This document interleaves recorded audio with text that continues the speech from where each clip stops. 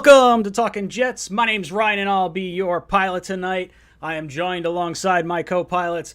I have Green Bean, the Jets fan, and Matt O'Leary. Green Bean, how you doing tonight? I don't know. Everybody's trying to get me in a bad mood, but I'm not going to let them, Ryan. I'm not. I think I'm going to be happy. What about you, Matt? How you doing tonight? I'm doing good, all things considered. I mean, R.I.P. Carl Lawson and Vinny Curry since the last time we talked, but I'm hanging with my two buddies talking Jets. It can't be that bad, right? I like it. Guys, I'm trying a little bit of a new setup tonight. So I apologize if there's any audio issues or visual issues. So just let me know if something's acting up. Seems like we got a little bit of lag. I'm trying to run everything off my Mac side of my computer instead of my Windows side of my computer. So might run into some hiccups as we troubleshoot this throughout the night. So let's go around the panel. I want to talk a little bit about our second game, Zach Wilson's performance. We haven't had a chance to talk about his performance against the Packers. I know all of us were sitting there watching it, getting real excited, really feeling like we may have hit our mark on quarterback. So, Matt, I'll throw it to you first. What are your thoughts on Zach Wilson and his performance against the Green Bay Packers? There was a lot to love. Honestly, after his first performance, I thought he looked pretty good. They put up a field goal on 2 drives. And my expectation going into the second game was, okay, build off of that, keep that same level of confidence, because I thought he looked confident and decisive in the pocket, which is good. And I was like, okay, now let's get a touchdown. And he got 2. So I will absolutely take that. I thought it was a very, very, very good showing. And I don't know how Jet fans could possibly ask for any more through 2 games. Green Bean, what about you? How are you feeling about everything you heard from Zach Wilson? And I have to say, I'm not where everybody else seems to be. Not everybody, but a lot of people are kind of already labeling him, thank God we didn't didn't have the opportunity to draft Trevor Lawrence kind of thing. But I'm encouraged, man. I think he looks great. I think he looks smart. He looks comfortable. He looks relaxed. He looks like he can see the field. There was a couple reads. After watching it again, you can see where the read was supposed to go, and the guy's covered. He was able to get off of that and go elsewhere. And I got to say, I'm liking his progress.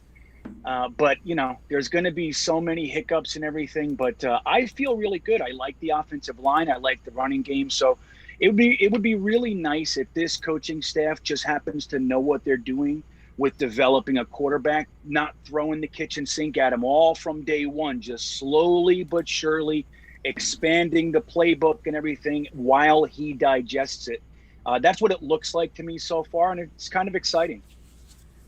Yeah, when I'm watching Zach Wilson, it feels like his processing power is just right there. Like snap of the wrist, 1-2 balls out, 1-2 balls out. There was the first play to Corey Davis was really one that jumped out to me.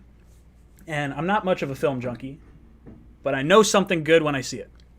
And we had this opportunity where Zach Wilson goes to the line and he sees the blitzing linebacker off the right-hand side. He's going to be coming. He's approaching the line. He goes to the tight end. He goes, hey, go from the left side to the right side. Sets up his blocking the way we never really saw from Sam Darnold. And then snaps the ball, 1-2 step, and then as soon as Corey Davis puts that cut move on the double move on the corner, balls out, just absolutely out. And it is so nice to finally see fast processing power, quick release, like the everything at the line of scrimmage that we weren't getting from Sam. So I guess this is sort of my transition into what are you hoping to see from Zach? I don't know if we know how much he's going to play against the Eagles. If he's going to play, I would assume he probably will be. Matt, what do you want to see from Zach Wilson against the Eagles, aside from no injuries? Yeah, I think I would like for him to continue to make those quick reads. I'm glad you brought that up because I thought that he's been very decisive so far and the release has been good. On top of that, I will say to continue to play turnover-free football. I think that's been an underrated part. And I know it's, 6 series that he has under his belt, maybe something like that. Mm-hmm. So what I'm looking for is a continuation of him, being decisive in the pocket, making smart reads. And on top of that, not turning the ball over and, just continuing to get those reps. I think, normally in the preseason, when there were 4 preseason games, that the starters would get a half or a little bit more than that into the third quarter even. So it's kind of hard for me to say definitively if teams are going to treat it like the third preseason week in years gone by, or if like the 4th preseason game in past years where the starters wouldn't really play at all. But I think with the rookie, you have to at least give him a couple of looks here in the 3rd preseason game. Green Bean, what about you? How are you feeling about Zach Wilson going into preseason game 3 against the Eagles? What would you like to see out of him? Oh, did we lose Green Bean? I got all my... I'm seeing... He dropped. He dropped. I'm seeing 2 of me. Oh, there goes Green Bean. Now he's sideways. Back. He's sideways. There he is. That's our guy. That's all right. Yeah, I think you're muted, Green Bean. That's all right. No. Oh, there it is. He's back. He lives. Yeah, I'm here, man. I'm here. It should be good. It should be good. 94% of the night, we're going to rock. I love it. I love it. So I don't know if you heard me, but we're talking about Zach Wilson and what we want to see from him against the Eagles. How many series do you want to see him play? How long do you want to see him play? Do you want to see him play at all? What are you expecting or hoping to see out of Zach Wilson? Beginning of that. For the Eagles preseason game coming up, how many series do you want to see Zach Wilson play, or do you want to see him play at all? Do you want to see him play like most of the game? How should we treat the 3rd preseason game since it's our final one? Be a half. I'd like to see him play, man. This whole idea of sitting your starters, that's all well and good when they've been starters in the NFL, but we have one of the youngest teams in the league. Zach Wilson needs all the prep that he can get, in my opinion. I'd like to see him play a solid half, maybe even dip into the 3rd quarter, like a drive into the 3rd quarter. That's me. I'd like to get him as much work as we can. And you know what I expect to see? It's like, you see the practice today, everybody's going nuts, we suck, all this kinds of stuff. But the same thing happened in Green Bay. It's like it's a cyclical kind of funny little thing we go through. We suck again. And then it's like in the games, we tend to look okay. So I want to see if that end of the cycle actually continues. So I think he should play, man. I wouldn't rest him. Yeah, I think when you're so young, you just want to see him get as many reps as possible. I'm like concerned because he's done so well so far, and I just don't want anything bad to happen to our prized little possession. Like have him like go sideways. I'm really like I want to see him play the first half. I think I would have liked to have seen him. I mean, I guess we got a little bit of a 2-minute drill because he scored that 2nd touchdown right around ish like the end of the half. But I would have liked to have seen him in the 2-minute drill. According to the practice reports from today, it was kind of like not so great. Got a lot of injuries, things that we could definitely get into with that. But I would like to see him in the 2-minute drill. I want to see him operate basically an entire half. What would be really cool is if you see him come out after the 3rd or into the 3rd quarter, and then you get to see maybe a little bit of adjustments at halftime, and you see what they tried to do. No. No, we lost. Come on. Green Bean's gone again. No. That's all right. It's all right. I'll talk to Matt. That's fine.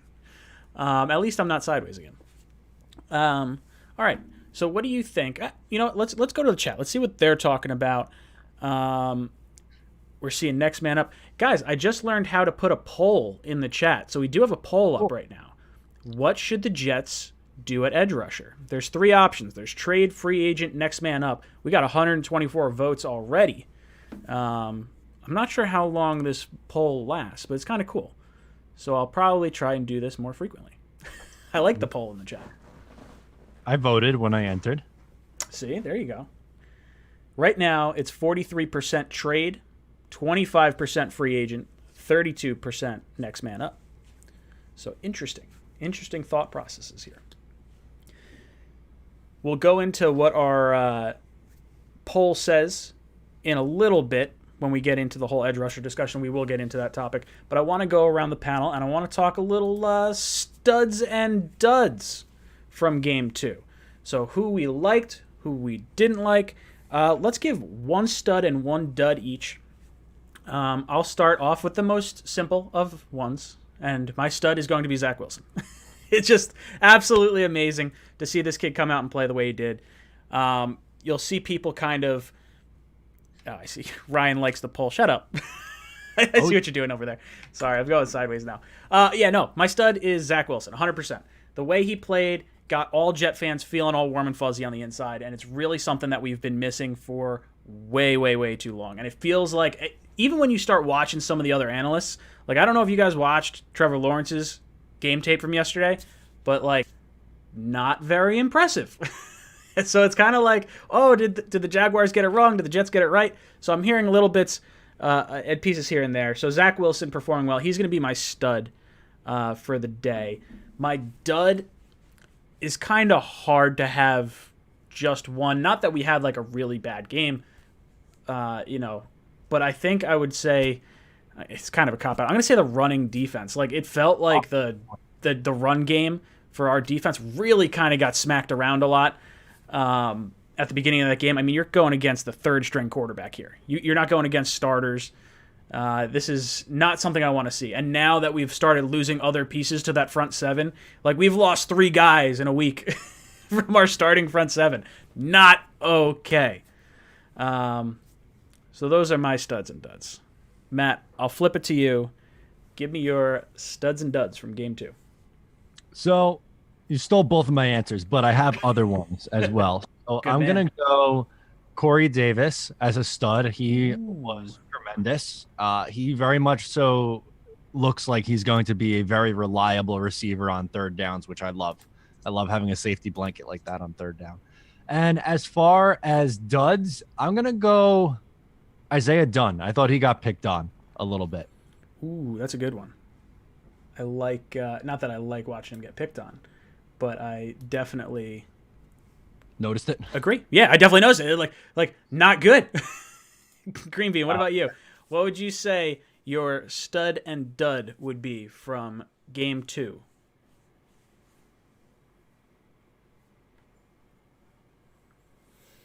I can't hear you.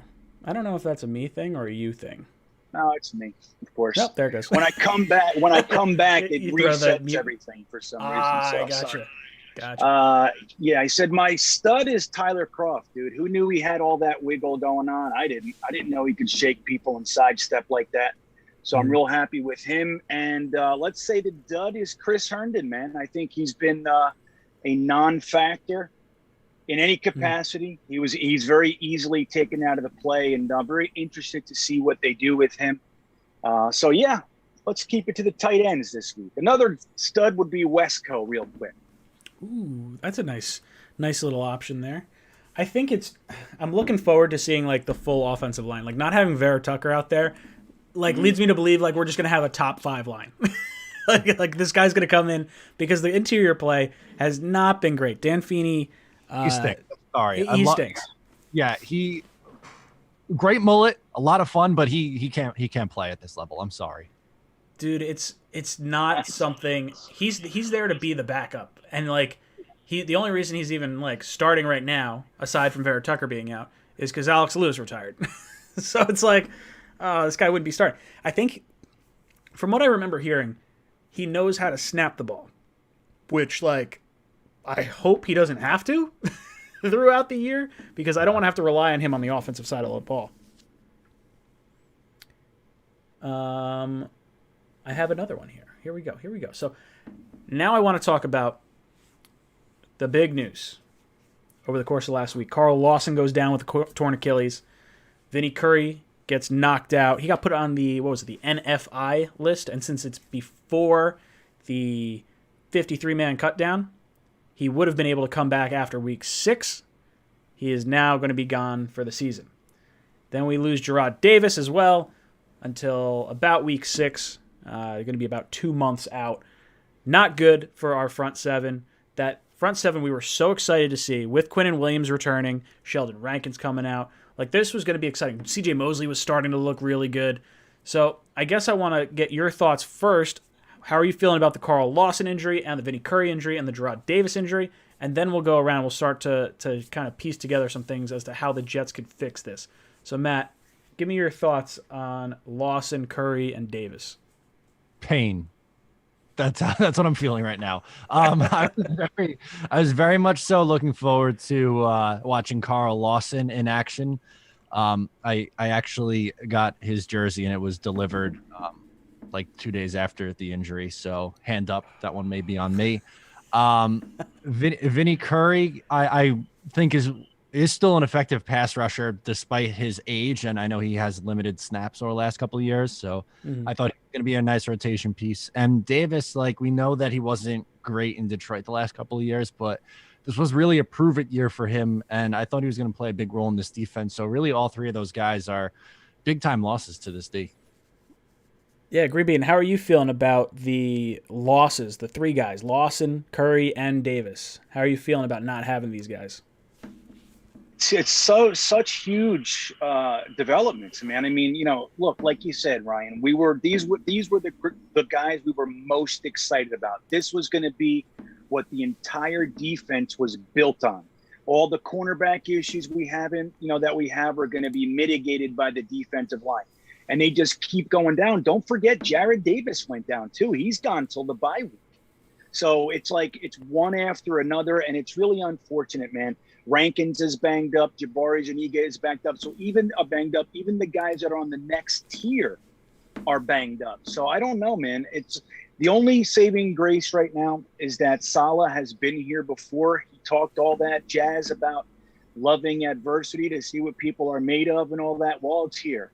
So let's see what you do. Let's see how he gets around it. We do have some young fellas in the house. Let's see if John Franklin Myers can bounce over to the edge and be effective. Let's see Hamilcar Rashed.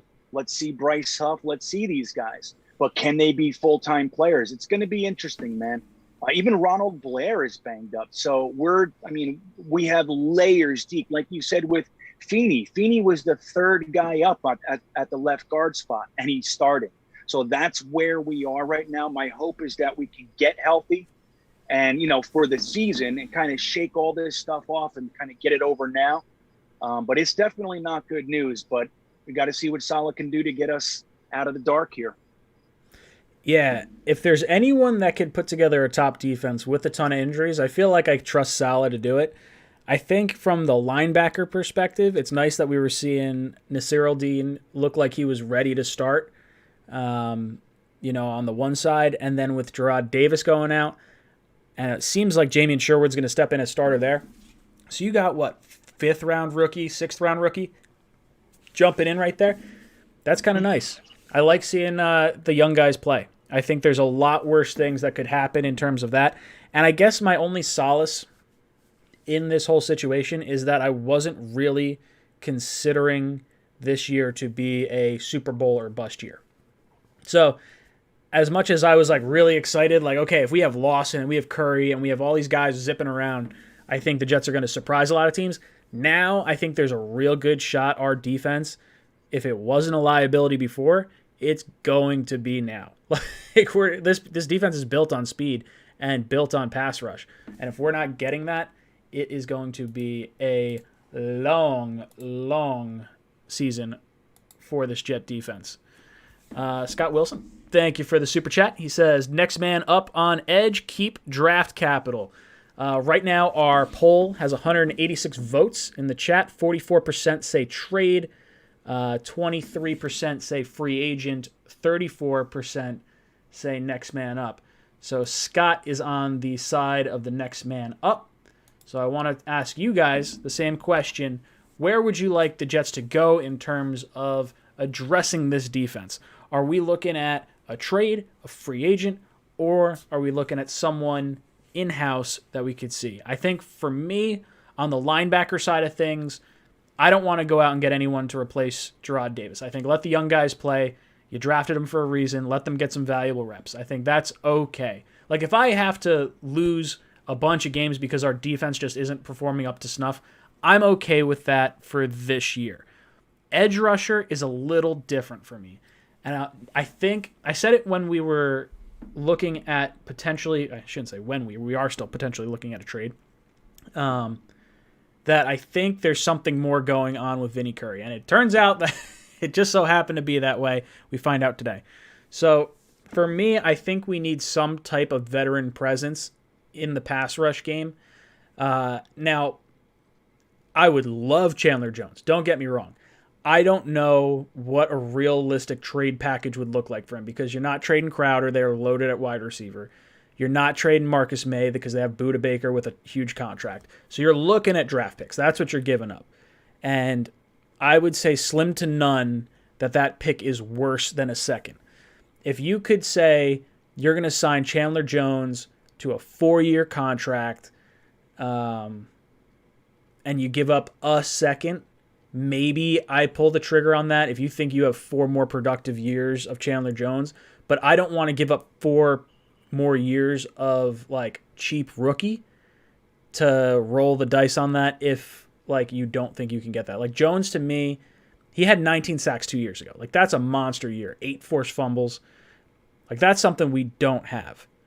I think a cheaper option if you're going with a trade would be Derek Barnett from the Eagles. I think that's the route I would try to go if they're looking to possibly move him.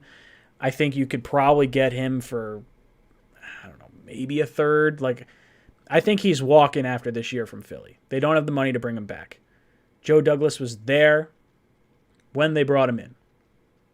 So for me, that's maybe one of like the routes I'd go pending what it would cost. Because it'd be a 1-year, $1 million contract for Barnett.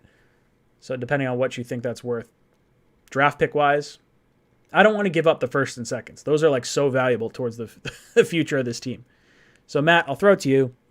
What do you want to see with trade, free agent, or next man up? Where would you like to see the Jets go? So for linebacker, I agree. I think it should be next man up.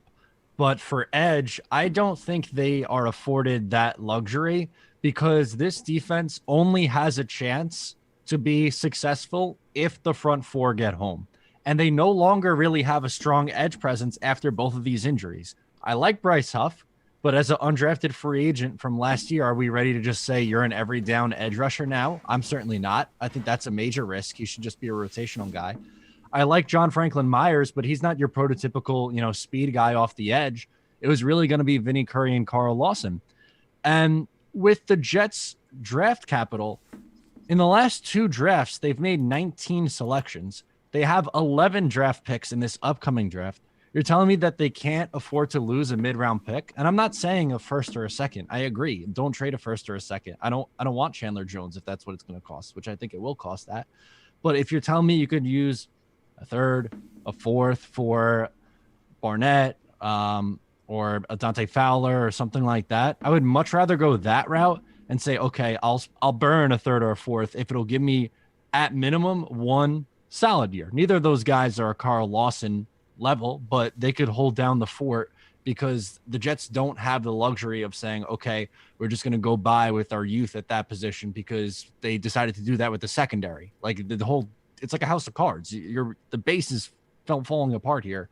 You have to get something in here. And with the insane amount of draft capital you have, like you're not going to draft 11 players. You're going to, move around and make some trades. Like now's the time to do it. Green Bean, I want to hear your thoughts. What do you think about the Jets' edge rushing situation? Do you want to see a trade, a free agent, or are you looking next man up? It's tough because I really am a draft pick person. You know what I mean? Like I would not. Chandler Jones is all well and good, but they're going to want a lot for him. And I don't think even a second gets it done. Quite frankly, I would consider it for a second, but I don't think that's the case. But like, what are you going to, so look, for my perspective, you got 2 firsts, 2 seconds, and a third. If you're not willing to trade those, what are you really going to get out there for a 4th or a 5th or a 6th or whatever? It's like, how impactful can they be? I would just watch the waiver wire over the next couple of weeks. Don't forget, we're second in the waiver claim department. So nobody can have their pick until we get at least the idea of whether or not we want to take a look at them. So that's valuable, man. And I'd like to see that and what happens with that before we do anything. And then again, if the trade options are there, I would look into trading some of our players, a la Chris Herndon, or maybe even a lower ranked wide receiver, like even a Crowder, like in this particular. Like, I'm not a big fan of getting rid of Crowder. If we have an opportunity to get a pass rusher that can be of an impact for us, then maybe it is worth that this year, because we're so stacked there. I don't know. I think I'm definitely next man up, but we don't have that many next men. Like, so if Bryce Huff gets hurt, where are we? Like, we need to bring in some people. I just don't know how anxious I'd be to throw a 4th round pick for a guy who's not going to more than likely do much for us, just a body, so to speak. But I guess to say I'm open, you know what I mean? I'm open for business, I'd say. Sure. Joe Douglas in the chat says Jabari Zuniga greater than any other pass rusher. I think. Do we think Zuniga's getting cut? Is that like the? I mean, maybe now he won't. Has he played in the preseason? I think he has. He just hasn't done anything, unless that was the green and white scrimmage that I'm remembering. But like, he seems like he. No, that was game one. He had pressure, but he got hurt right away. I mean, that's the problem with this friggin' guy. It's like, dude, he's got all the tools, man. The guy has it, but it doesn't matter when you can't get on the field. If you can't get on the field, you can't get on the field, and that's his problem. Nick Hunter says Olivier Vernon would be an option for cheap. Spent his most recent years with Cleveland and was with the Giants prior to that. I would like to bring in Vernon. If we were going the free agent route, I can't imagine he's going to cost a whole lot. I really wanted Everson Griffin. He just recently signed back with the Vikings. I think Vernon's been productive too. So if you're against the idea of trading for someone, I think that's a really good route you can go. Aside from that, there is not a whole lot out there. I see Billy SBC. He says, don't trade anybody. Sign Aldon Smith for cheap and another free agent pass rusher as well. I'm pretty sure Aldon Smith, correct me if I'm wrong, I think he's got some sort of domestic abuse thing going on right now. Yeah, I thought he's like out of the league again. Yeah, didn't he? Because Seattle cut him. Yeah. He's like, not good. Doing the wrong thing consistently. He does not strike me as a Joe Douglas kind of guy. John says Olivier Vernon had 9 sacks last year. That's sneaky good. I didn't realize he had that many. I guess he's playing opposite Myles Garrett. That helps. But, like, yeah, it definitely helps for sure. I would like to see 9 sacks. I was hoping Lawson would get like 12. Now I don't know what to think about, Quinnen Williams. Where do we think he goes with sacks at this point? I think it's still where I anticipated him, somewhere around 10, plus or minus 1 or 2. What about you, Green Bean? What do you think we get out of our boy Quinnen?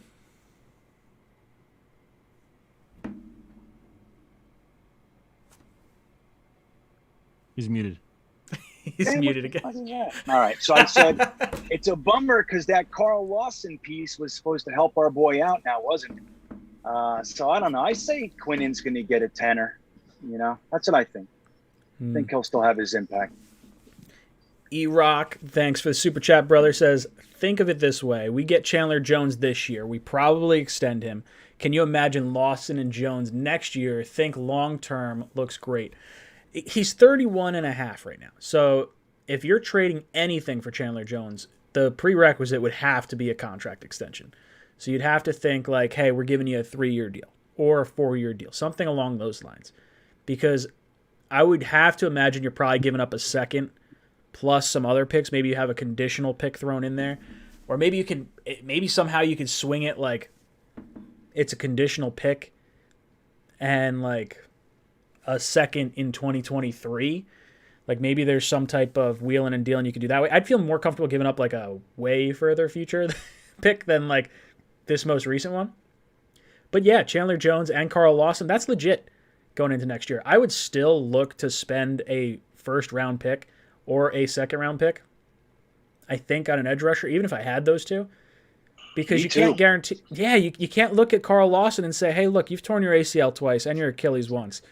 Like, I'm not dependent on you to be my sole pass rusher. Like, I was, like, okay with that for this year because you had Vinny Curry. Now you don't have either one of them. Chandler Jones, he's been healthy for the most part. And he's had double-digit sacks for, like, every year dating back to 2014. Like, the last time he had not double-digit sacks was 2014. Last year he played in 4 games. He actually got hurt against the Jets last year.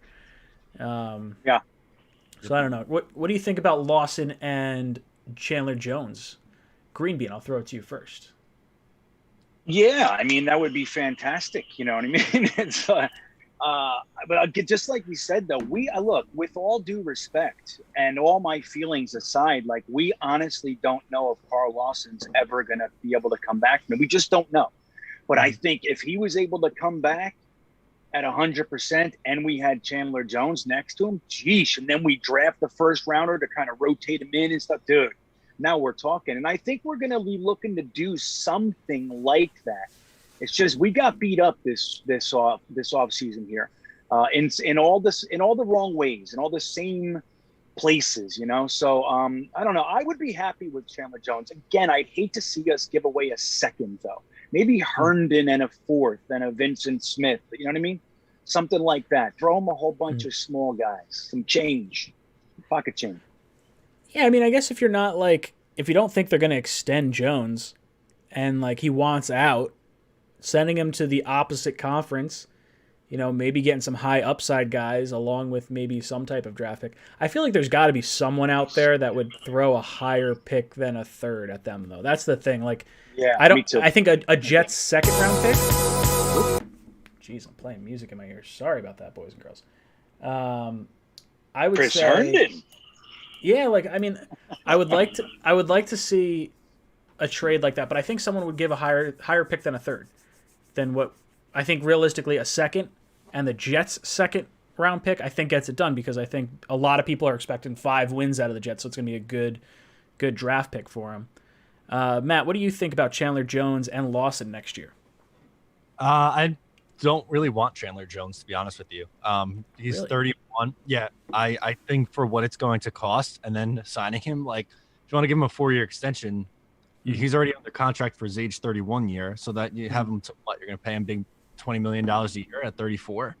I don't know if I think it depends what he's asking for. Like, at 31, 32 years old, is he that? I mean, that has to be a prerequisite before you make the trade, right? Like, hey, we have a contract in principle. If he's asking for $20 million a year, I don't think you do it. I don't think that makes any sense coming off an injury, you know, at that age.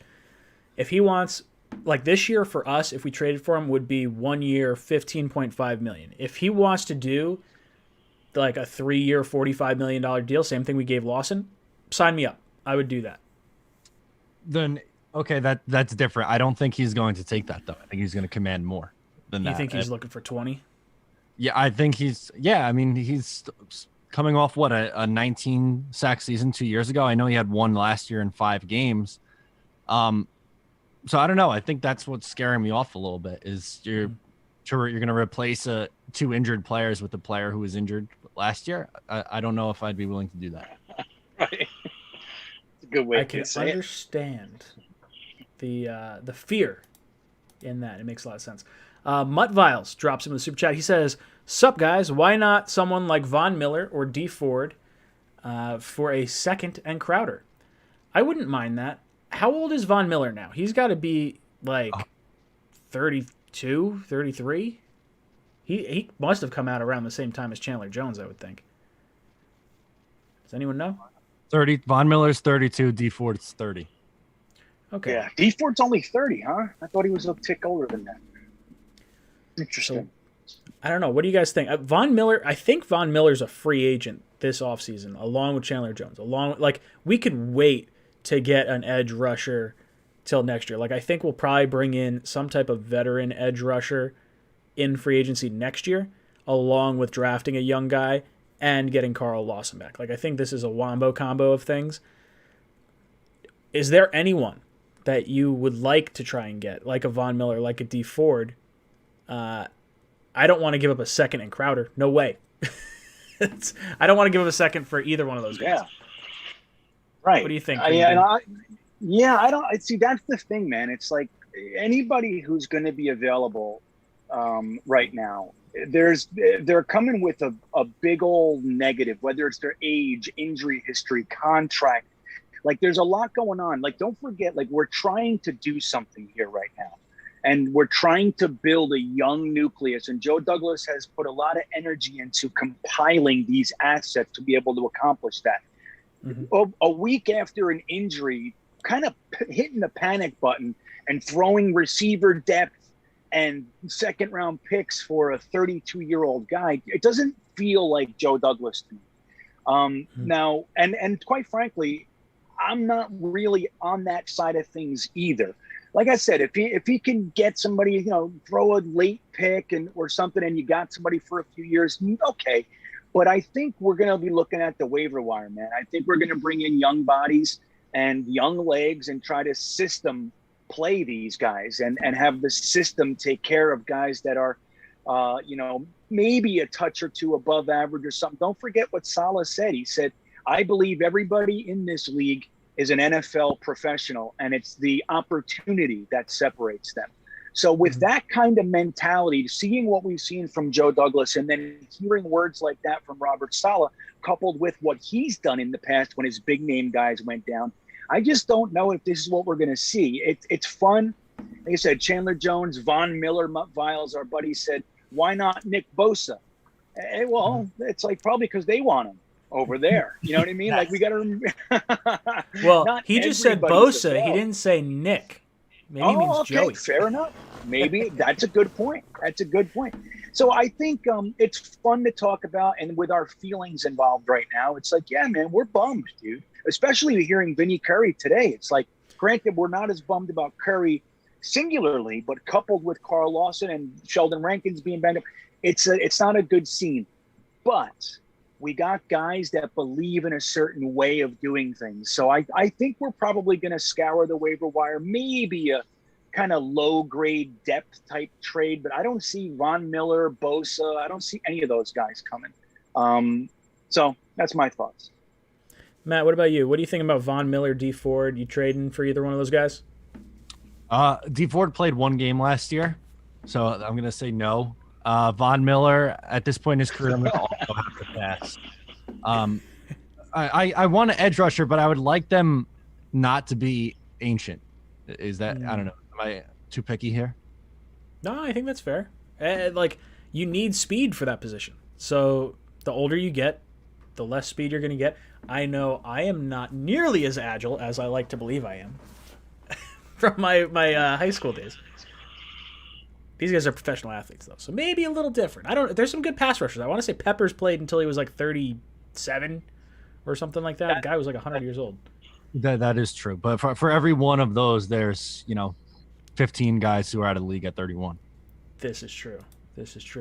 V-Man drops in with a super chat. Thank you so much, brother. Says top 5 Jets quarterback to wide receiver duos. Sorry, burping now. What do we got from V-Man? He says, okay, trying to read this. 5, Pennington to Coles. 4, Testaverde to Corbett. 3, O'Brien to Toon. 2, Todd to Walker. 1, Namath to Maynard. Opinions? That's probably it, right? Yeah, I would think so. I don't know. We haven't really had a long duration of receiver to quarterback history at all. Like Testaverde, what was his whole Jet career? Like 4 years with us? 5 years with us, maybe? Like, not a whole lot. Pennington had the best shot. Pennington to Coles was, like, fun growing up watching that. No Sanchez, Stephen Hill? No, unfortunately not. That lasted, one game? Week 1 against Buffalo? That was it? That was a good game. David Nelson? I don't know if there's any can we think of any sort of connection? I could tell you right now, Zach Wilson to Elijah Moore is going to be up there. I hope. Ooh, Fitzpatrick to Marshall is what I'm seeing in the chat. Fitz to Decker.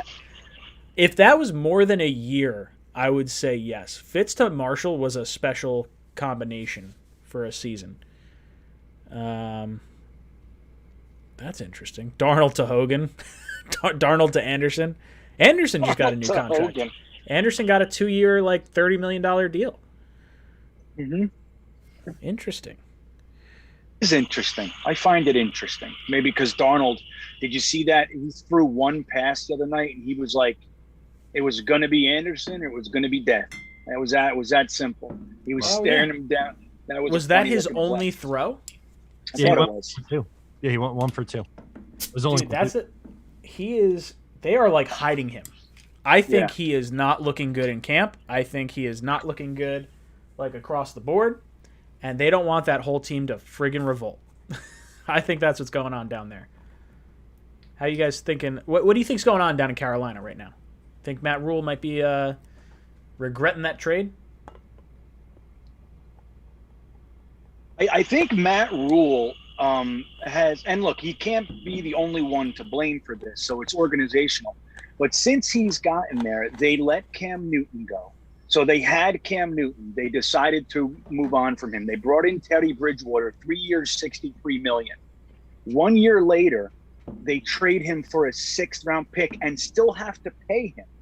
So they traded him, but they still pay, like, I think it's 80% of his contract. Forgive me if that's a little off or whatever, but it's something significant. Then they trade his 2nd, 4th, and 6th for Sam Darnold, who, dude, has real big sink or swim kind of aspects to it. If Sam doesn't look good, he might be in some sort of trouble, man, at least with the fan base, because these are very specific decisions, because they passed on Justin Fields, Mac Jones, Kellen Mond, Kyle, any of these guys, they could have had them, and they decided not to. So I don't know if Sam doesn't look good, and I don't, look, I haven't been hearing great things, and I say the same thing. It's still just training camp, and it's fine. But putting him in for 2 passes the other night, what is that? Like, give him some work at least. But I don't know. I think Matt Rule could be in a little bit of trouble, at least from the fan base, if he comes out and throws turds all over the place. Matt, any thoughts on Sam Darnold? I think he should be getting more reps. I also think Daniel Jones should be getting more reps. So it's not like he's the only quarterback who has a lot to prove that isn't getting reps for some weird reason. I think he'll be okay. I think he'll start for them. I don't think PJ Walker or whoever the backup is going to fight for a starting job. I think he'll maybe be, at best case scenario, middle of the pack. Worst case scenario, a bottom 3 starter, and that'll be it. Chris Bucco says Fowler or Trey Flowers take on a contract instead for drafting a player. Use up some of that salary cap space, right? Like You're talking, we have, I think, 15 or 16 million this year, plus I think 60 or 65 next year. I think you have to be careful with that. I like homegrown players a lot because you don't know how these players are going to react in a new system. And now you could be paying them a ton of money. Like, you look at the Jets' big contracts since 2000 or 2010. You're talking like Santonio Holmes. I mean, granted, Santonio signed it after he got with the Jets. Same thing with Mark Sanchez. Wilkerson. Our history of big contracts doesn't seem to work out. Tremaine Johnson, Revis, the list goes on and on. So taking on a big contract, normally I would say yes. But I think with Quinnen going into this year, I think he could have a really good year. Maybe it's a blessing in disguise. Maybe we could ink him for a bigger deal because he's not going to have the monster year that he would have had with Lawson and Curry coming off the edge. But I would like to re-sign Quinnen this offseason to a big-time deal. So taking on a contract, while I normally like it, don't love it right now. Your thoughts, Matt? I don't think Fowler wouldn't really cost that much. His cap hit for this year is 10.6 and next year is 4.7. So that's not too bad. Trade. Where's he now? Is he Atlanta? Atlanta, yeah. I mean, that's where Olberg was. He's at Atlanta? I thought he was on the Rams, Fowler. He was, but I think he signed this offseason. Not last year. He had 1 year with Atlanta with so he Olberg. Okay. I could get on board with Fowler. I mean, with the Falcons, right? 2 years ago. Yeah. Right. Okay, that's what I thought. So if you're getting a 2-year deal with Fowler, you think you probably have to send him a draft pick? What? I don't know. How old's Fowler now? Fowler's 26? I think 27. Yeah, 27. Yeah. Man, I feel like I've wanted Fowler every offseason for 3-4 years now. Trade-wise. It's let's trade Teddy Bridgewater for him. Friggin' everything. I've been trying to get this guy forever. But if he's a placeholder for I don't think he's going to be as good as Lawson. But for next year, you're telling me that you wouldn't be intrigued by a $5 million Fowler on the other side of Lawson? That sounds nice. But do you want to take on the 10 this year and lose the 10? I guess it depends on what it costs. Yeah, I don't care about $10 million right now. They need some sort of edge presence. Sure. Green Bean, what are you thinking? You want Fowler? I think I would not be opposed to that kind of a move. It depends on what the compensation would be, but yeah, I think that could be one that is more realistic to me. And like Matt just said, he's not going to fill in entirely for Carl Lawson, but we do know that he can compete at that position at the NFL level and consistently. So I wouldn't be against that type of move. Something like a mid-round pick or something, late-round pick, and kind of just take on the salary for the year and see where it goes. That would be okay. Yeah, maybe they try to reload down there. Is there anyone from the Titans that we've had that Arthur Smith would want? Sorry, you're not getting Corey Davis. Get the hell out of here. But I'm trying to think of legacy type players for them that might make sense. I got no one. No. It's going to be weird though, man. It's going to be weird. When we see, seeing how Joe Douglas chooses to do this is his first, look, last year we saw the wide receiver thing and all that, but this is with the whole new organization. This is the first kind of small crisis that we're having. And the fans are on one side of it, obviously, but to see how Joe Douglas chooses to handle this, I think is going to go a long way towards really showing us what he is all about.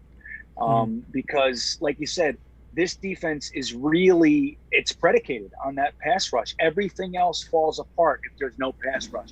So maybe having to overspend a little bit because we're in this particular position with a position that's so important to the entire team. It'll be interesting, man. I'm really excited about the waiver wire too, and see what somebody shakes loose, Friggle D, thank you so much for the super chat. Says, just spitball and explore a trade with the Saints for Marcus Davenport.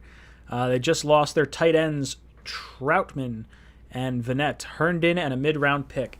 Now, Marcus Davenport, he was a first-round pick, wasn't he?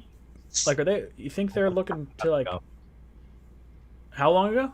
I think in 2016. Oh, damn, is it that long ago? Man, these drafts fly by. Did he sign 20... I lied. What year was it? 2018. Okay, so he's still on his rookie deal, 18, 19, 20. So he's in the fourth year of his deal. Do you know if they hit him with the fifth-year option? Let's see if I can find out. Over the cat. Marcus Davenport. I'll be honest, I have no idea what his stats are. I don't know what he's done down there. Yes, they did pick up his fifth-year option. So that's going to be a beastly number, I would think. Because that's the average of the top 10. Is that how that works?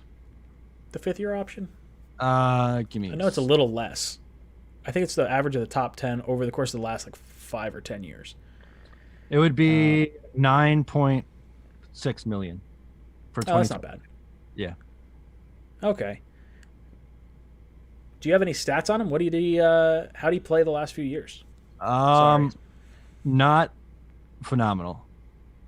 0.5 sacks in 2018, 6 in 2019, 1.5 last year with 21 tackles. Last year he played 11 games, so he missed some time, and he hasn't made it through a whole season yet.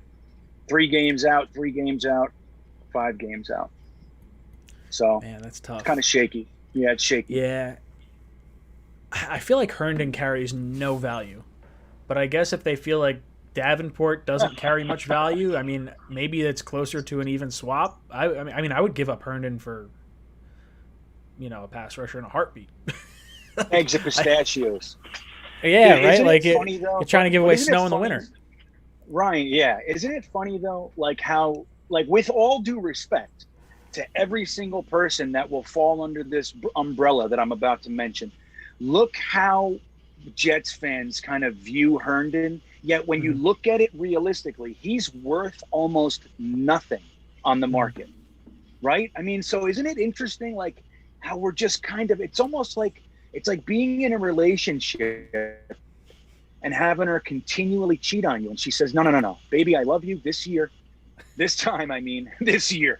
This time, I swear it's going to be different. And you go, okay. Like, sure. I don't know. It's right, sure thing, baby. But it's just, I don't know. It's interesting. I think Herndon would have more value if he could catch a pass or two in the preseason, or maybe even just get open, because he's getting covered. He's getting taken out of plays. So, but I think if you added Herndon and a fourth kind of a thing, now there's some value. Now there's a little bit something there. You know what I mean? It's almost a third kind of a thing. So it'd be interesting. But I thought that was funny. The Herndon thing is really interesting to me around here. It really is, man. I never tire of it. I feel like you just kind of hope that he's gonna that it's all gonna click, and then everything's just gonna make so much more sense, and it just never happens. It's such a demoralizing thing. Like year in and year out. The last 2 years I've been saying like this guy is gonna break out. Like just wait. Like, oh wait, he got hurt, he got suspended. Like it's gonna happen. I'm not drinking the Kool-Aid this year. It's not happening. He's got to prove it. Yeah. Right. And look, and who's not rooting for him, right? Like, people, it's so funny with like people like accuse us. We go, I don't know. I don't like this guy too much. People think we hate him. Like, it's not like that. Like if Chris Herndon came into the preseason and he starts catching everything, no one's going to be happier than I am. I just want a tight end. Like, you know what I mean? That's what it is. It's not like I hate the person or anything like that, but he's done just about nothing, man. Last year at the end of the season, he gave us a little bit of hope. So I do get it. But in the preseason, he's been rough. And then you got guys like Tyler Kroft doing what he did the other day. And it's like, dude, that's what a tight end looks like. You know what I mean? Now, is Kroft going to be able to do that every week? Maybe not. But why can't Herndon do half of that? And he can't. He can't. Mutt Viles drops in with another super chat. Brother says, Zach Wilson will win Offensive Rookie of the Year, bookmark it. Also, what would it take to get Nick Bosa? Lawson and Bosa would be deadly. You're not getting Nick Bosa. I am sorry. I don't care what you have to give up. It's not happening. No. It's probably 2 first-round picks and, like, a player, like, to get him. Like, that is an elite stud edge rusher. Not happening, Mutt Viles. Zach Wilson to win Offensive Rookie of the Year, you got to think he's the favorite. Sitting here right now, you know he's going to start. Like, you don't know if Fields is going to start. Lawrence doesn't look great right now. Lance probably won't start. Mac Jones, I think, will probably start maybe week 6, 7, 8, somewhere in that realm. I think they give Cam a shot. ETN just got knocked out for the season. So, I don't know. Is there anyone else? I put money on Zach Wilson. I threw $10 down to win 90, and I threw $20 down or $25 down on Elijah Moore to win 1,000. So, like, those are my two favorites for Offensive Rookie of the Year. Matt, what do you think? Wilson winning Offensive Rookie of the Year this year?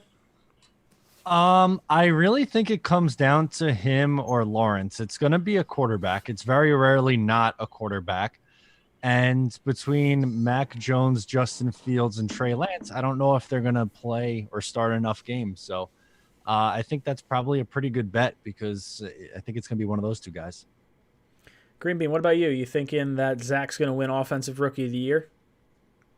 Nick Bosa. Just want to say that. Okay, I think I heard Nick Bosa. I didn't hear. Was there something before Nick Bosa, or just wanted to say Nick Bosa? I just wanted to say we're not getting him. So, I think it's very possible. Like, look, I'm damaged goods, so I get real nervous about saying stuff like that. Like, just like Matt with the jerseys. When Matt splurged and bought the jerseys, I had a little tiny thought in my head, like, oh, God, because I believe in that stuff. Like, if particularly this person, if I talk, the universe, like, oh, yeah, and then just kills the whole situation. So, but I do think Zach Wilson has realistic potential to do it. And I think that his situation offensively happens to be better than Trevor Lawrence's. I think Justin Fields has the potential too, though, man. I do. I think that he's a little bit more erratic right now, but I saw some stuff that I thought looked good. I saw some stuff that looked crazy. So I think it's going to be one of these quarterbacks. And Zach Wilson has just as good of a chance as anyone because of guys like Corey Davis and Elijah Moore and the running game. And as long as our offensive line stays intact, I think we're going to be okay. And that he's got a realistic shot. So I'm looking at the chat. I see Charon, I don't know if that's the right pronunciation of your name, says 3 of the last 4 rookies of the year were not quarterbacks. So I'm assuming Barkley was one of those. That was 3. stupid. It should have been Baker anyway. Did they give it to Baker? No, it should have been. He was robbed. Yeah. What who were the last other 5? I thought it was 2 out of the last 5 were not quarterbacks. He said 3 of the last 4. I could be wrong. Let me see. Well, no, that's not true. 2 of the last 5. Okay, who we got? Kamara and Barkley. Kamara and Barkley. And then who were the quarterbacks that won then? Herbert, Murray, Dak. And Sam. Dak was an offensive rookie of the year? Yeah, in 2016. No shit. I didn't realize I guess it makes sense. He just got his big contract. Interesting. I saw some comments in there like, what about Matt Ryan and Kyle Pitts? That's an interesting dynamic. You could see that possibly. I think Zach Wilson's going to play well, though. I think it's going to lean heavily on the quarterback. Tom drops in with Super Chat, says, who is really going to come in and make an impact at the end? The risk on these guys outweighs the reward. Joe D will sit back and wait for the right move. If there's anything about this team that I can say with 100% confidence, it's I trust Joe Douglas and his trades. I don't know what he does, but the Jamal Adams trade, the Sam Darnold trade, I feel like we're coming out of these winners. I feel like every trade he's made so far, I have liked the outcome for the Jets in a substantial fashion. So if Joe Douglas sits back and says, hey, I'm waiting for the right move, I mean, I guess if you try to make a move now, you're going to pay a premium. So like if you want Chandler Jones, you're probably giving up like your second plus more probably. I don't know. Is there anyone you think, Matt, that could come in as a DN and have an impact? Or do you think Joe Douglas will sit back and wait? Depends on what your definition of impact is. Are like a Carl Lawson impact? Probably not, but enough to do something to help. I would say you could probably find a guy like that, like one of the 2 guys on the Eagles that you could trade for, or Fowler, who we talked about earlier. I just don't think you can go into the season with your best true edge rusher as Bryce Huff. I like Huff as a rotational guy, but I don't know how you could possibly say that he's ready to be, an every down kind of a guy. What about you, Green Bean? You think there's I could any not way... agree more. Yeah, I'm sorry, I didn't mean to jump you there, but No, I really do. I agree with Matt. Like, I know, we get really psyched up about our guys, especially from the undrafted free agent pool and the late round picks. Every year there's like 2 or 3 that Jets fans are just rabid supporters of.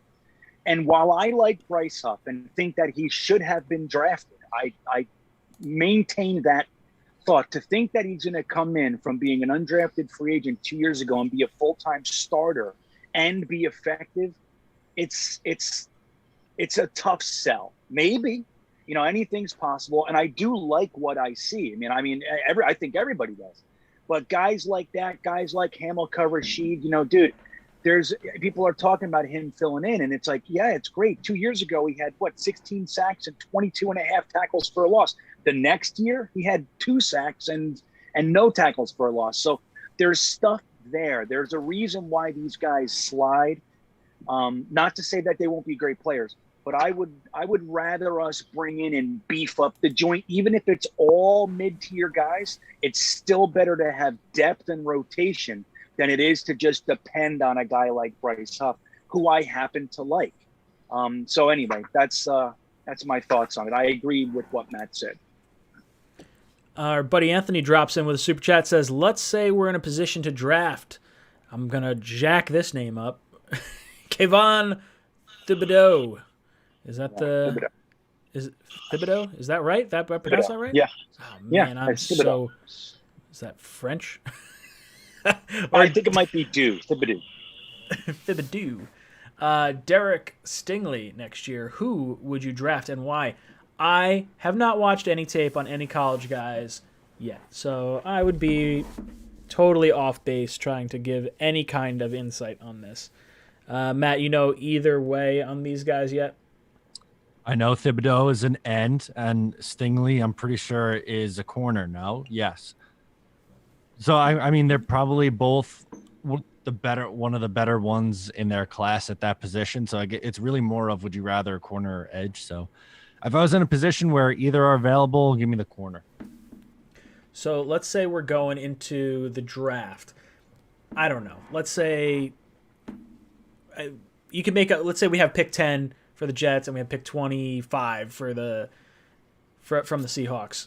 Where do you think we go with those picks? I know it's tough because you don't know like where guys are going to fall, but is there a gut feeling on where you want to allocate your resources when it comes to draft picks for this upcoming draft? Matt, I'll let you go first. Then Green Bean's got some cheesing going on over there, so I know he's excited. Can I cheat and give you 4 positions for the first 2 rounds instead? Yes, because that was going to be my next question. So I 100% approve. Okay. I'm going to say the 4 positions in some order they're going to take in the first 2 rounds is going to be No. Don't give me no. You're giving me 4. I want preference. Did I not say 4? You said 4. I want to hear 4, but I specifically, if you had to allocate resources, if you tell me pass rusher, I don't want to say 1 through our 4th pick could be a pass rusher, because I completely agree. But I'm saying for you. Okay. Allocation resources wise, where do you think the value? Like, if you had to pretend, like, okay, the 10th pick is going to be better than the 25th pick, which is going to be better than like the 32nd pick, or whatever. Essentially, I guess. Okay, fine. I'll go corner, offensive line, edge, tight end. In that order. Corner, offensive line, edge, tight end. Interesting. Is there a direction on the O line you would go? Would you think like right tackle, or would you think guard? Depends on how another cop-out answer. Depends on how Moses plays. Okay. I like Moses a lot. I think based on his history of play, I would like to extend him and kind of punt on the right tackle a little bit more. Green Bean, I want to hear your answer to this as well. So Matt gave us cornerback, offensive line, edge, then tight end for our first 4 picks. Which direction you want to go? Well, first, let me say that barring an injury or something, Thibodeau is most likely the first non-quarterback taken. They're already talking about generational on him and all that kind of stuff. So, but I don't necessarily see it that way. But just that's the the jargon being thrown around him. So here's what I'm going to tell you right now. This is what the Jets are doing. Okay, this far ahead. We're getting depending on the player that's there, and all that. But these are the positions. So we're going edge rusher, we're going cornerback in the first round, we're going tight end, and we're going one of offensive line or safety, because next year's draft class is the strongest safety class in a decade. So that's another reason people are kind of, when they think about the Marcus Maye situation, they're kind of overlooking Joe Douglas's long ball mindset, which is, why am I going to give this guy 14, 15 million a year when next year's class I can reset it with a premier style guy? So I'm saying edge rusher, cornerback, that's our first round. Okay, without question. It could flip-flop either way. Next round is going to be offensive line, tight end, or safety. So I just threw up a poll in the chat. We've already got like 40 votes on it. What should the Jets' first pick in the draft be? Edge, corner, O-line, tight end is the 3 I put out there. For me, if we're saying 10th pick and we're saying like 25th pick, I'm going edge first. I mean, unless you have a corner that's considered like a generational type corner up at the top of the draft, I would lean edge first. I would go cornerback as my next pick. And then O-line, I'm looking like the second round, for whatever reason, always feels like it's pig rich in guards. So guard and tight end, I think would probably be my, because I would like to keep Moses. So I'm saying edge first. I'm saying cornerback in the first. Then I'm going O-line, specifically a guard, because you could get one of the better guards then. And then I would probably go tight end early. So you think safety is going to be another high valued position, Green Bean? That's like that would be your, say, fifth spot. Yeah, or potentially depending on, the players, who's there, who's sliding, all that sort of stuff. I think safety, very realistically, could be one of the top 4 picks. I would like to see LaMarcus Joyner stay on with us a little bit longer. I've enjoyed what I've seen from him, like from the green and white scrimmage. It seems like he's flying around a bit. Maye's not going to be here. You got Ashton Davis. I'm curious to see how he plays this year and what kind of role he'll have. I think depending on... Yeah, if he's healthy, because we haven't seen him play at all. So if he's healthy, that a lot will hinge on that. Joyner bouncing back, a lot will hinge on that. We drafted a bunch of guys that are almost safeties. They're like will linebackers. Do you think any of those guys fit the need at safety, or you think it's kind of, Davis and Joyner, and then who knows after that once Maye's gone? Matt, I'll throw it to you. What do you think about our safety position as being an area of need? It very well could be after this year. It depends on what they want to do with Maye. It doesn't look like a long-term deal is coming there. Mm-hmm.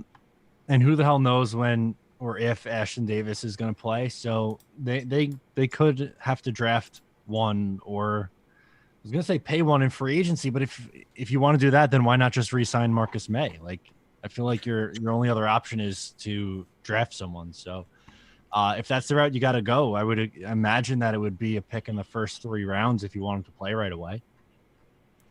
Yeah, man, that's tough. Would either of you guys consider franchise tagging Maye again? Is that something that you think should be in the cards, or is that like, too dicey at that point? Do you think we could get comparable performance out of a mid-round safety, or maybe a free agent safety that wouldn't cost a whole heck of a lot? Matt, I'll throw it to you. I don't know. I don't know if they would do that again. I feel like at this point it's just we're gonna let it ride out this 1 year and then be on our merry way. Mm-hmm. Guys, throw in a vote in the chat. We got 112 votes right now. It looks like edge is at 44%, cornerback at 46%, O-line 10%, tight end 1%. I've seen this team with good cornerbacks, and it gets you pretty far. I have not seen this team with a really good edge rush, and I think that could get us really far. So I'm leaning heavier on edge rush. I think a lot of people that are voting are probably hoping that Lawson comes back the way that we hope he comes back, and I don't see it.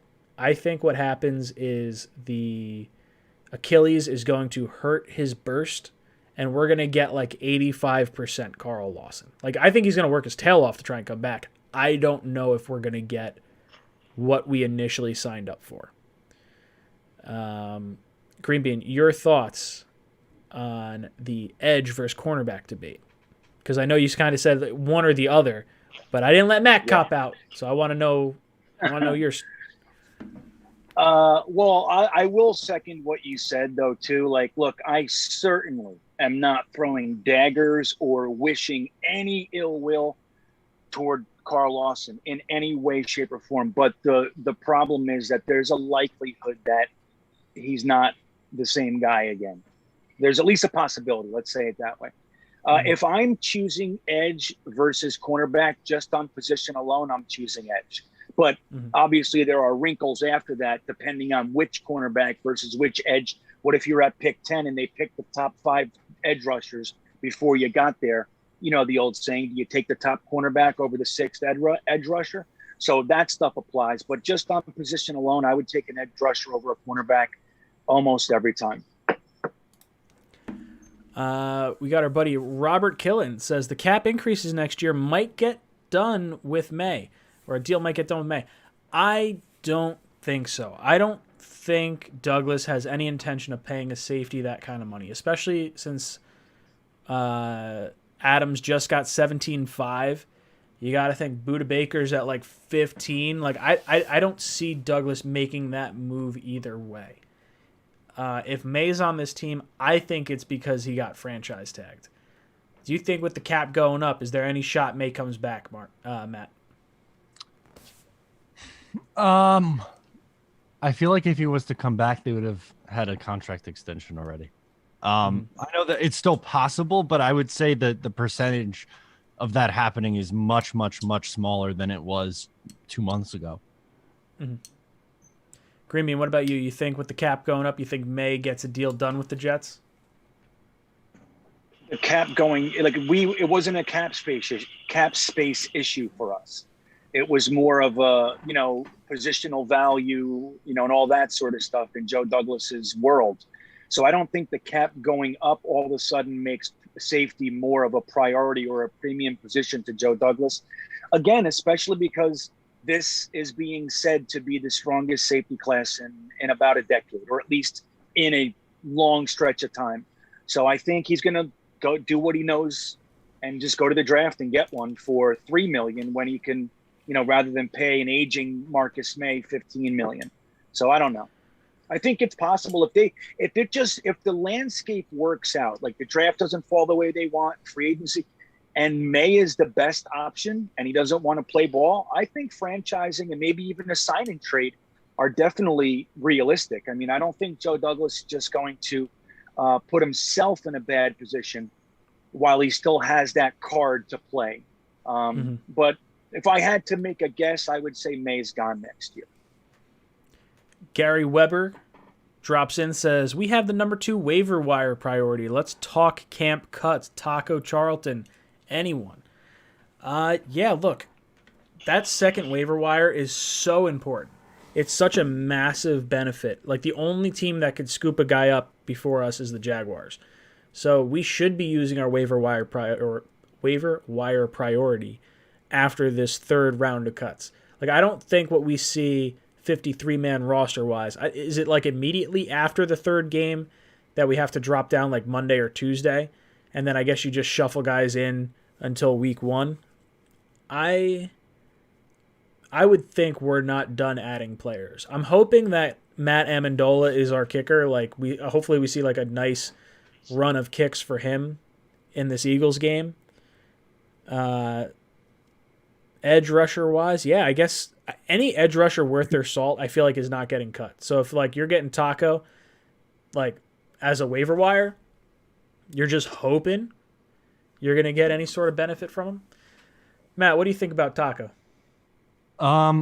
He's about to be on his 4th team in 5 years.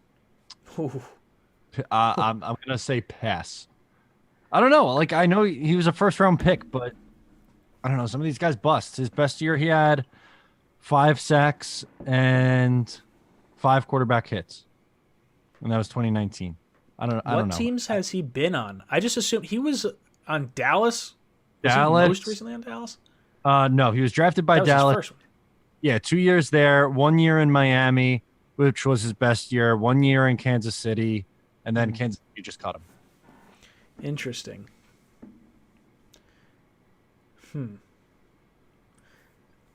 Put it this way. I would throw shit at the wall and see if it sticks.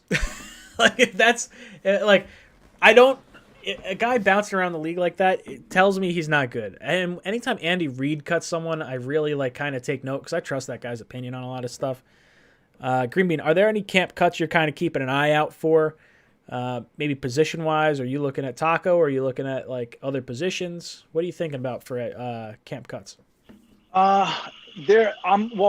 We talked about Borregales, right? That's just one because I heard Amendola mentioned it before. I would if he got cut like this week, I would still grab him. I would, and just kind of, I'm nervous about Amendola's one game, and then everybody's like, yay, and then we go into the season and we're like, no, why did we pass on Borregales? If that happens, I'm looking at some guys from the teams that we have relationships with, like Ben Banagoo. He's kind of an edge guy on the Colts, and he was inactive numerous games last year because he fell out of favor with the organization. So he's just kind of sitting there on their depth chart.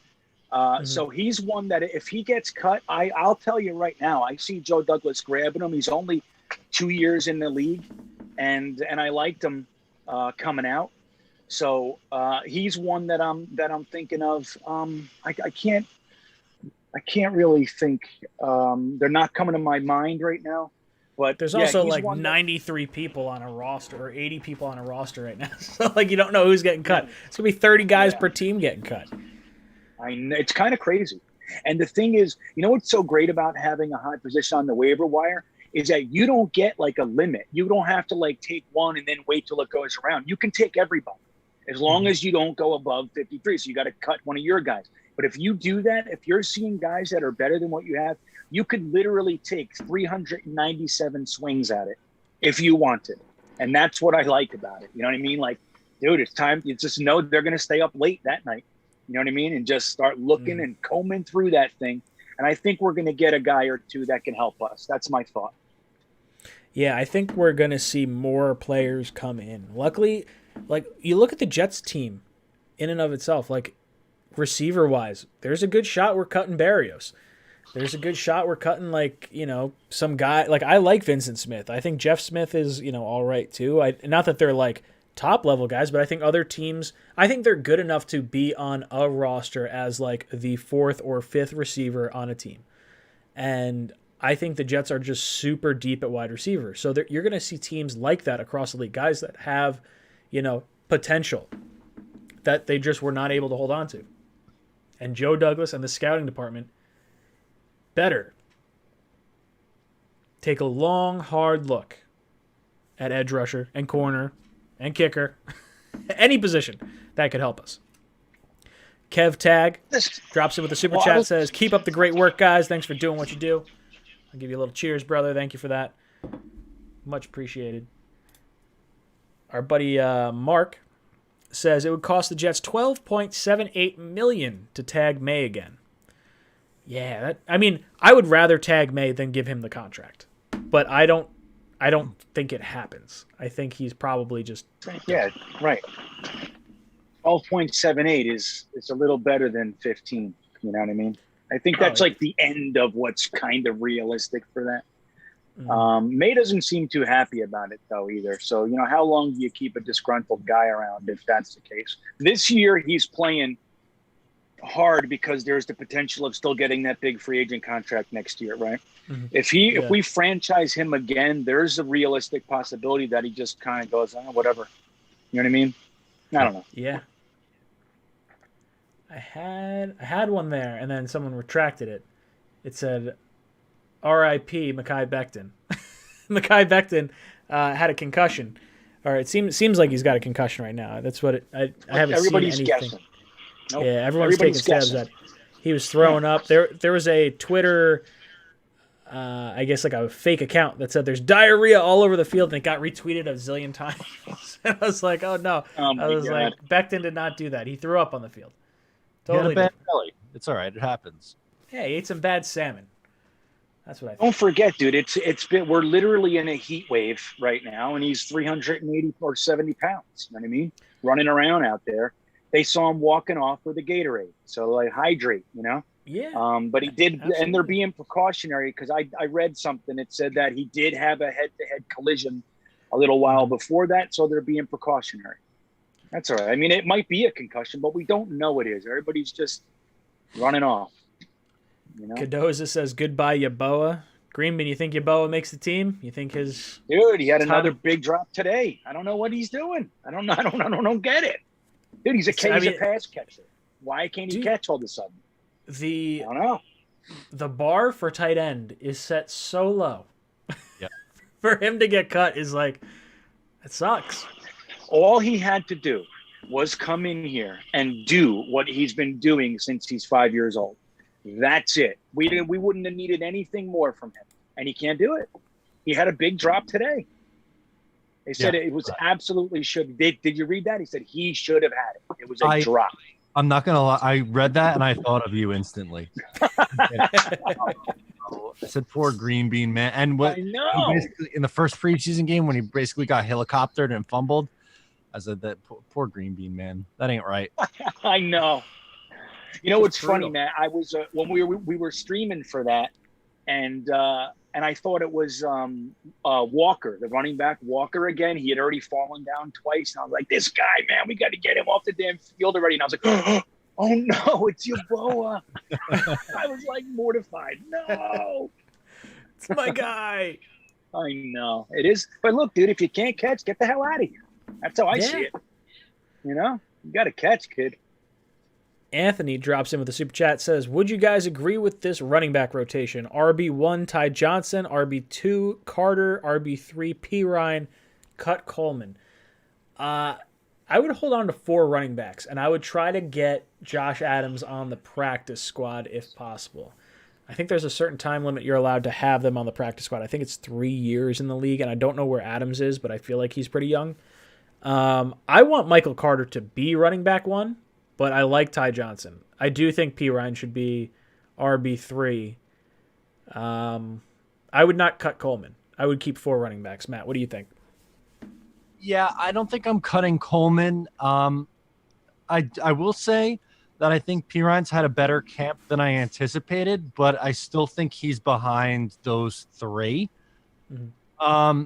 I really think the best 2 runners on this team are Johnson and Carter in whatever order you want to put them in. I think it'll be split. And then I don't know. I think like Coleman, even though at this point in his career, he has trouble staying healthy and he's getting up there. I think he's like tailor made for this system. So I'd be surprised if they moved on from him, to be honest with you.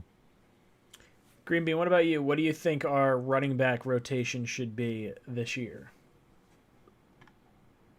Matt is dead on with saying that the 2 best and the most potential for electric type run.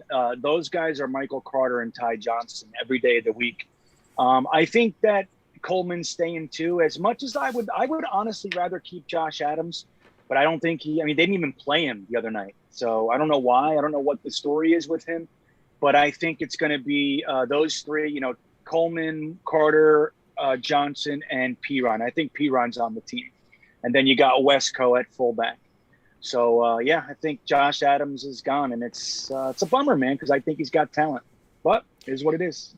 Do you think there's any way he makes the practice squad, or is he not eligible anymore? I don't know where I feel like he's younger, but I actually have no idea what his age is. Who? Sorry. I was reading the chat. Josh Adams. I feel like Josh Adams, I think after 3 years, you can't go on the practice squad. I think I want to say that's the rule. It is. This is his 4th year. This is his 4th year, so he probably is not eligible for that then. Like even in the Giants game, they gave him like 3 carries, and the first carry he got like 18 yards or whatever it was. It's like, and he was so like electric.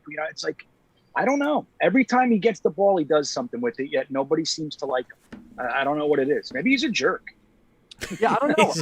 I'm with you, Green Bean. I thought every time he touches it, like he makes a play. Even with the Eagles, I thought he had a pretty nice role there in 2018. It's really bizarre.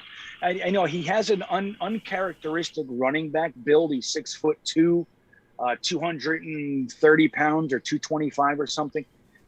So it's like he's not your typical running back. But like you said, every time he gets the ball in his hands, he does something. So I don't know why he has not, since he's been here, he's been 1 step away from the practice squad the whole time. And I don't get it. NY Jets Tail says P. Ryan has a specific role to play that the others can't. He is a thumper, red zone, short yardage running back, while Ty and Carter handle the rock most of the time. And I see, what am I looking at here? Friggle D says split reps, 45% Ty, 45% Michael Carter, 10% P. Ryan, cut Coleman. Look, I want to carry 4. I think Coleman is at least important durability-wise, knowing the offense-wise, and I feel like he's played all right from what I've seen from him. I don't know if you just roll with the 3. I do want to see Michael Carter and Ty get the majority share of these touches. So maybe I say, let's say Ty 30%, Michael Carter. I would like to see Michael Carter like 40, 50%. And then P. Ryan like 20. And then if Coleman's like a 5% or whatever, like not a whole lot. Matt, how would you like to see the reps split amongst the running backs? And do you agree that P. Ryan is our thumper in the backfield? I would rather Josh Adams be the thumper if you're keeping one of them. He's bigger than P. Ryan. I don't know. I know he's Green Bean's guy. I feel like he's a tweener. I don't think he's big enough to be a thumper, but I don't think he's elusive enough to be an elusive guy.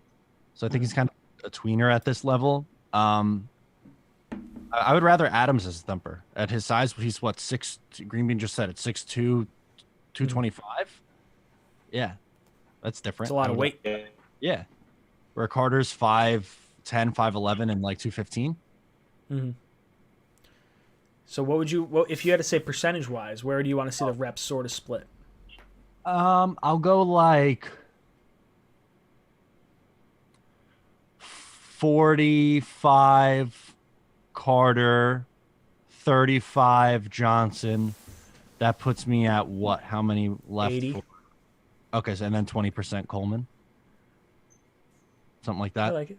So you don't want to see any percent P. Ryan? Not really. Or I'd rather see those two. I think those three are better than the other two on the roster anyway. Oh no, we lost Green Bean and we got 2 of me on the screen and Mike's microphone. I think he was mad at me because of my P. Ryan take. That's what it was. He was just like, I'm so done with this.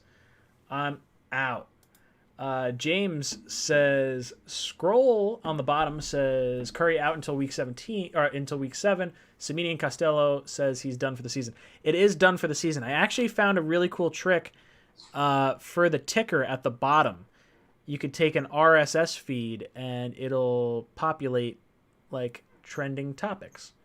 So that trending topic just so happens to be wrong, and I can't change it because it's wrong. And I don't control the RSS feed. So that's where that is. Yeah, kind of different. Let's see. It's weird. Me like, oh yeah, there's Green Bean, sideways bean. Muted. Check bean. your microphone because you did reset, so you're probably muted. Big Green says Green Bean rage quit. Yeah, he was best.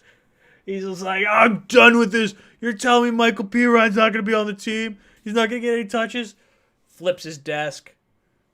Burns the flag behind him. Just all sorts of irritated and upset. Green Bean, I heard you rage quit because Matt said he didn't want P. Ryan to get any touches. Shit. O'Leary bashing my dude. maybe like 10. How about like 10 carries on the year? Something like that. Be too little. The one thing I will say though is I also like people like to say he's a bruiser. He's not a bruiser, but he does have an aggressive running style. The way I like to say it is he falls forward.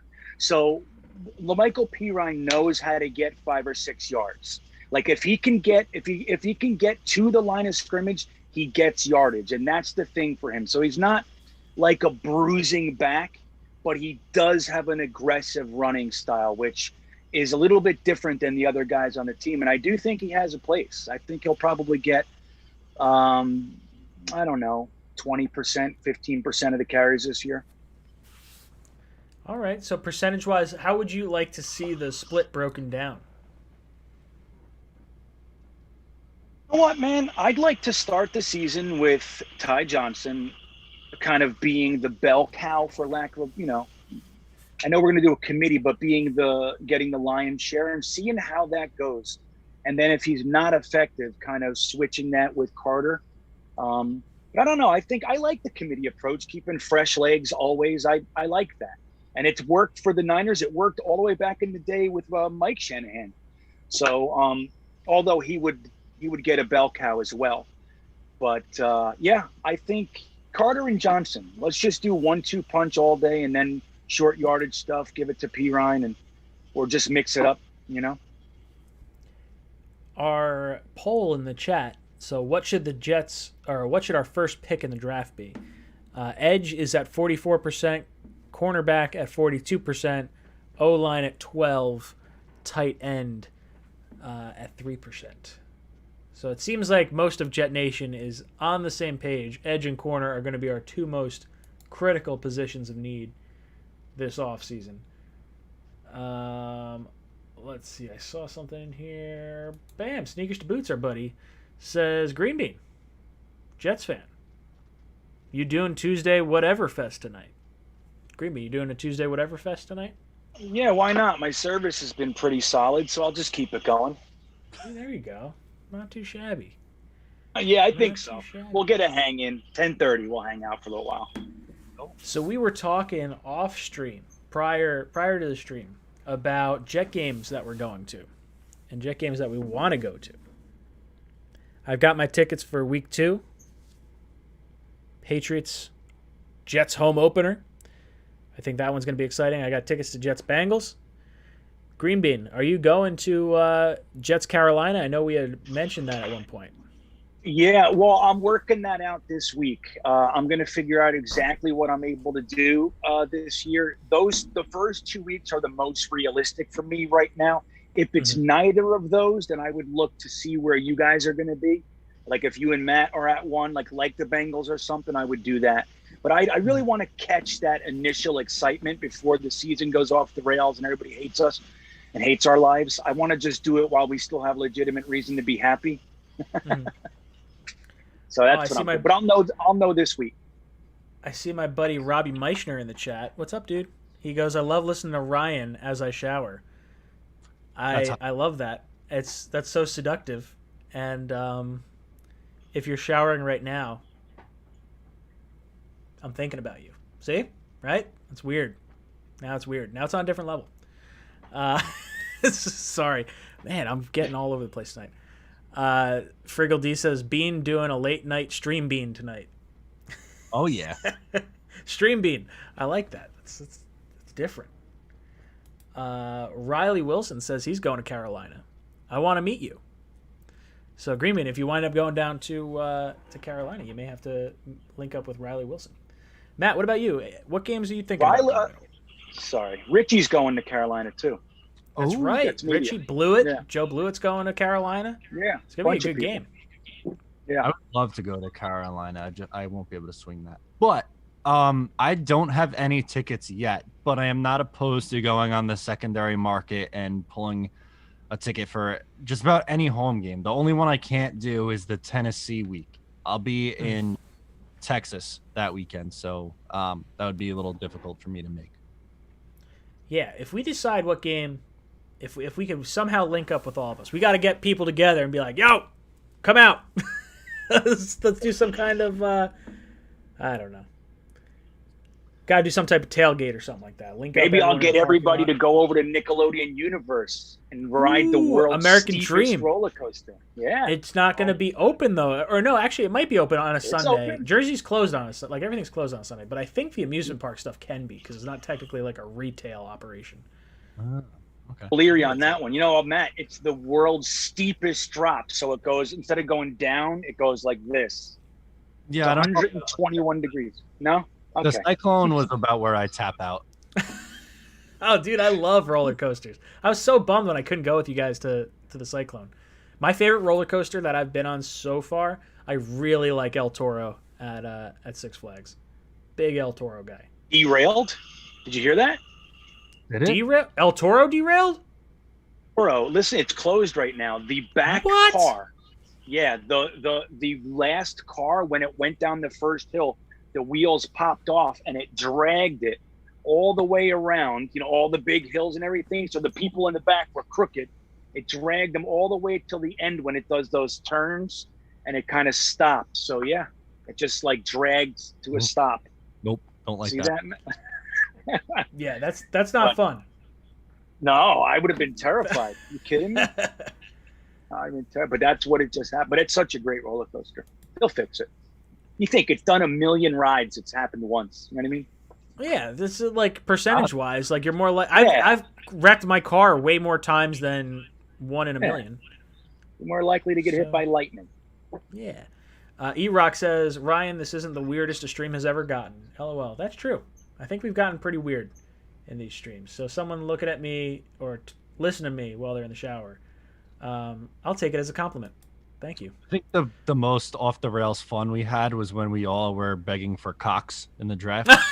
I think it was the three of us good. and Blewett, right? Like I think Blewett was on for that. I think so was Jimmy. We had that was a good one. Oh yeah, he might have been there too. Yes, you're right. We were all just like, oh man, I really love our draft streams. Our draft streams are so much fun. The marathon. It really is. We got Josh Scott jumping in with Super Chat, says, watch Sal's press conference today. The beats won't rest until they force him to call Becton fat. Saleh goes, he has a head injury. And then, is it a conditioning issue? Rich Samini, probably. Like, everyone's just gunning after this dude. They want to say Becton's 390 pounds, just sucking wind.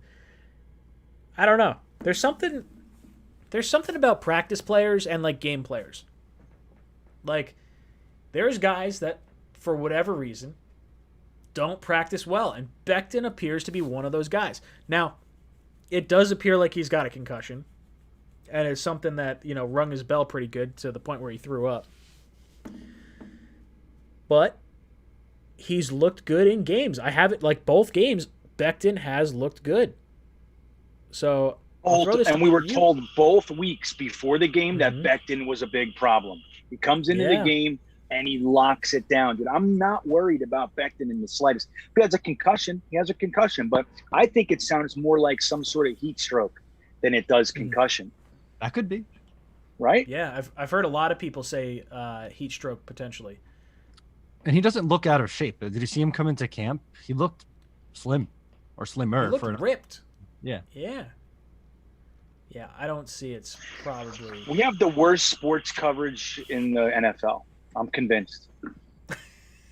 No, we got the best. The three of us right here. Yeah, that's why we exist. That is... Well, I mean, it is. I mean, all of us started channels because we were sick of listening to, horrible people on ESPN. And, deadbeat reporters and whatnot. Now, I will say this. I definitely benefit from someone throwing out a crazy take like a Rich Samini or someone like that, and be like, "You're totally wrong," and then I'll blow up and say shit, and then it winds up giving us content at least, I guess. Yeah, that's the fun of it.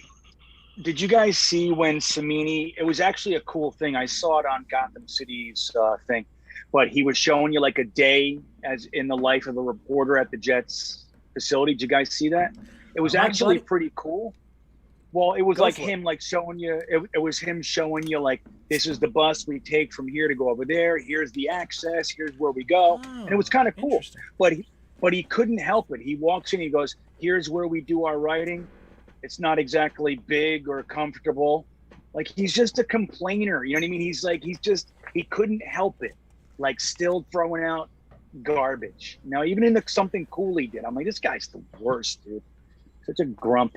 Oh, dude, my buddy went to training camp, and he goes, dude, we got to see Connor Hughes, we got to see Rich Samini, but Rich Samini had a hat on and sunglasses and was trying to hide it that it was him, so people wouldn't know. He's like, I knew it was Samini. I was like, man, that guy. I mean, I'm sure he gets bugged all the time, probably when he's at one of those things if it's open to the fans, but dude seems like he's always got I don't want to say a stick up his butt, but it seems like he's always irritated kind of about something. It's not as bad as Meta. Manish was on a warpath all the time. Who's the new post writer? That guy seems like a real jackwagon. DJ Bienemy. Yeah, he seems like he's always sour. I feel like there's an agenda with that newspaper. They just want to just hate on the Jets. You don't say. Just hate on the Jets. Because Samini was like that when he was with them too. He absolutely was. People forget that. A lot of the the newer guys around, they don't remember. Manish is so bad, but Samini was first as far as that paper. But do you remember Steve Serby and all those guys, dude? They were such haters. Now, granted, we had very little to talk about that was positive. Maybe Mo Lewis, every now and then they'd put out a Mo Lewis article. But but seriously, Samini was terrible there. And then Manish came from the Star Ledger, and everybody thought it would stop because he was kind of good at the Star Ledger. And then we know where that went. So now they hire a Dolphins fan. What a jerk. This is probably one of my favorite names that pops up in the chat occasionally, and it's the Pussy Assassin. Thank you so much for the super chat. He says 3 guarantees in life. 1 is death, 2 is taxes, 3 is Green Bean's connection to be a fucking train wreck. He's still the GOAT, though. I agree. I love it. He is the GOAT. What are you gonna do? I wish I you know was what? otherwise, everybody. I have a fucking landline. But dude, That's you're in the craziest thing. fucking woods. Actually, where are you, I'm Green Bean? not. I have no idea where you are. Right now, I am literally mooch stocking at someone's house, which means I'm in back of someone's house, hooked up to. Dude, before this stream, I checked it. I had 80 megabytes a second. I don't know why it's doing that. It's like crazy. I'm like so excited. Yeah, it's not that bad. It's bad. Hey, dude, I'm usually running with like 5 megabytes a second out in the woods and shit. So I don't know why it's like this. It's a shame because I felt really great. I thought I was going to gain some cred with my internet tonight, but I guess not. Dude, so get this. When I'm at work, speaking of bad internet, like this company, we found out the Weiss right down the road has fiber optic. That's 1,000 in, 1,000 out. Like real nice internet. My job, we got 5. 5 download, and we got fucking 0.5 upload. I was like, man, this is like brutal. My boss at one point worked in the office behind me, and he was there for 1 season, and he's just like, Ryan, I can't open up this pivot table. It's like drawing from like other servers across the resort. And he's like, I still got a pinwheel. I was like, yeah, just wait like 10 minutes. You'll be good. And he's like, I can't get any work done. And he's just like, I'm out. I can't do it. I was like, I know.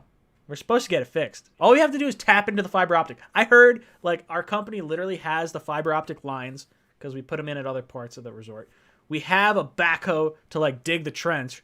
Literally all we need to do is to just tap it into either end, and it's, like, solved. It's probably an off-season thing. But, man. Annoying. Dude, internet frustrations, dude. You know what I saw? Totally kind of off base, not internet related, but more so golf related. So you guys know I work at a golf course. The guys over at Hashtag Sports, the Bills channel, they're doing a golf outing for people of the channel. I was like, no way. I'm really bad at golf, but I don't know. Would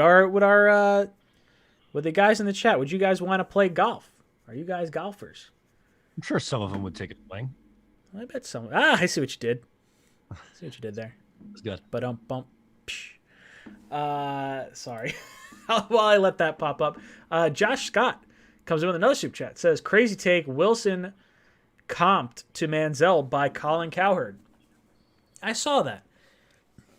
I don't know why. I think I know why he picked Manziel. And it's I don't want to say preppy, but it's like maybe the kind of preppy quarterback. It's the off-script stuff that he does, but I don't see it. I mean, like the quick passes, yeah, but like Wilson doesn't run like Manziel. Manziel had wheels, and they're totally off base, like as far as personalities go. So I don't know. Do you guys see any comparison between Manziel, or is Cowherd just hating on us like he usually does? Matt, I'll throw it to you first. I'm all set on Colin Cowherd. He just likes to say things to rile up the masses and get views on his shitty Fox Sports 1 show. Creamy, what about you? You think Wilson is compared to Manziel? Makes sense. Well, I think, yeah. Well, I think there's a lot. I think, the fact that Wilson was caught with a rolled up dollar bill while he was being interviewed, and he was caught in the bathroom snorting something. So yeah, I mean, they have a lot in common. There's parallels, right? There's lots of parallels. Yeah, why not? It's funny. I see Big Green says it's the headband. maybe that's all it is. Did I just see? Let's see. I saw Duncan goes, I want to see Green Bean play the pipes at Ballyowen. So Green Bean, I don't know if you know Ballyowen. Ballyowen's a links course, and they have a bagpiper there like 5 days a week at sunset. Do you know how to play the bagpipes, Green Bean? Oh, but I would love it. I love the bagpipes. I really do. So does my son. Very interesting. Ooh, I don't know how to play them though. Crypto Knight says golf has more cheering than the Jets playoff appearance. Ooh. Ouch. Not nice. Sneakers to Boots says gonna give the Jets squad gonna give Sneakers to Boots. My dude. Really hurting right now with your stuff. Gonna give the Jets squad in Carolina. Hope to meet you there, Green Bean. I'll be at week 2 also, so hope to link up with Ryan and O'Leary if you go. JD hired Saleh for this adversity, because he's done it before. Jet up. Yeah, you know what? If there's any coach that I feel confident can handle this type of adversity, the Shanahan coaching tree, specifically the 49ers team last year, with the defense that was just obliterated at MetLife, yeah, I could see Saleh handling this just fine. But yeah, definitely, dude. Try to link up with us if we go to that game week 2. Should be fun. What do you think about the battling through adversity, Matt? Is Saleh well equipped for this? Yes, because he's done it with his defenses in years gone by. And last year specifically, I thought he got a lot out of a young secondary. So we'll see. We'll see if he's going to be able to do it. But I'm pretty confident in him. Green Bean, what about you? You think Saleh's well equipped to handle this type of situation? I do. And that's not to say he'll be perfect or we're not going to have times where we wish he did one thing over another. But I think that as far as the coaches that we've had both here and the guys that we could have brought in, I don't see one guy that was better equipped than the guy that we have right now in Robert Saleh. So, look, I'm still really excited to see the young guys. Did you hear what he was talking about, Jamie and Sherwood, kind of the comparison with Wagner?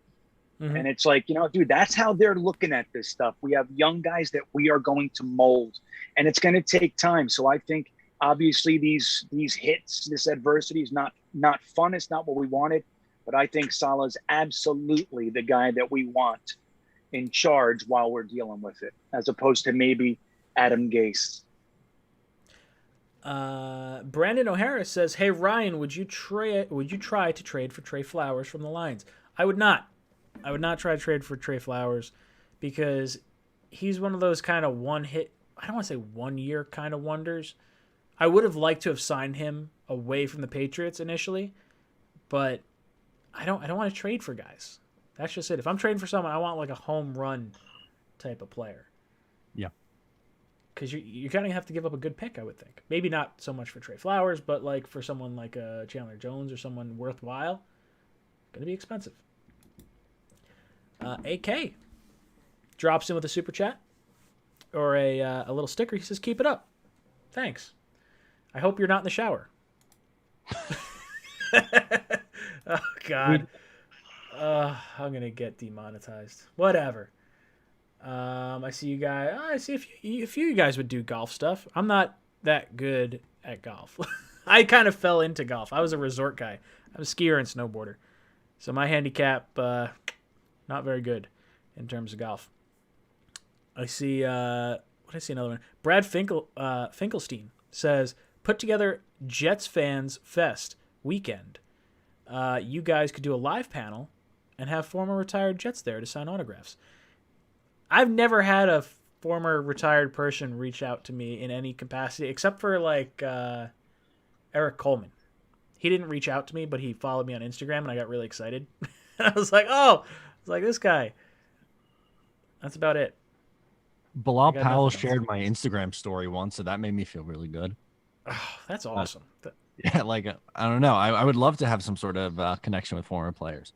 Some sort of be amazing. All right, I had one more thing. That would be good. We're like right at the end of our show, and myself needs to cue up the music, and I didn't do it. Let me see if I can find it. Got it. Okay. So let's do this. guys, let's go around our panel because we are at the 10 o'clock mark. And let's give some of our closing thoughts. Green Bean, I'm going to throw it to you first. Hopefully I don't kill anyone's eardrums with this freaking music. There it is. See? Fade in. All right, Green Bean. Talk to me. Doing the music fade. All right. Well, Doing now the that we're music doing the music fade, I want to let everybody know that this week's podcast is up. I explore if Joe Douglas is the right GM to combat the Jets curse. And we will be hanging out a little bit later, about a half hour or so. We'll shoot the shit on my channel, another live stream after this tonight. But thanks for having me, Ryan, and I love you guys. This is the best. I love it. Matt, any last words for our panel? Follow along at Matt O'Leary NY. We're trying to do daily content still. Got one coming out tomorrow on some projections from Daniel Jeremiah and some thoughts on the Vinny Curry injury. So look out for that tomorrow morning. I love it. Boys and girls, it has been a lot of fun hanging out with you. My name is Ryan. I've been your pilot. Don't forget to check us out next week, 8 o'clock to 10 o'clock. JETL.